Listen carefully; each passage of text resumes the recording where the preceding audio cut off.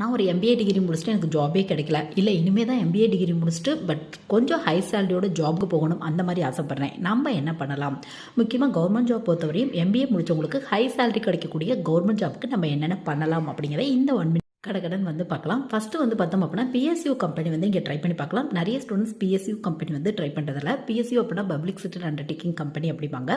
So இந்த கம்பெனியில் நான் ட்ரை பண்ணோம் அப்படின்னா என்ன பண்ணலாம் அப்படின்னு பார்த்தோம் அப்படின்னா, நீங்கள் ஃபஸ்ட்டு படிக்க ஆரம்பிக்கும் போதே டாப் லெவல் ஐஏஎம் மாதிரியான காலேஜ் வந்து நீங்கள் டார்கெட் பண்ணோம். அங்கே பிளேஸ்மெண்ட்டுக்கு எப்படி ஒரு கம்பெனி வராங்களோ அதே மாதிரி இந்த பிஎஸ்யூ கம்பெனியும் வருவாங்க. ஸோ அந்த மெத்தட் வந்து நீங்கள் ட்ரை பண்ணி பார்க்கலாம். இல்லைப்பா நான் படித்ததே ஒரு ஆவரேஜான காலேஜில் தான் படித்தேன், நான் என்ன பண்ணலாம் அந்த மாதிரி கேட்டிங்க அப்படின்னா, நீங்கள் வந்து யூஜிசி நெட் எக்ஸாம் வந்து ட்ரை பண்ணி பார்க்கலாம். உங்களுக்கு கேட் எக்ஸாமுக்கு எலிஜிபிள் இல்லை, பட் யூஜிசி நெட்டுக்கு எலிஜிபிள் இருக்குது.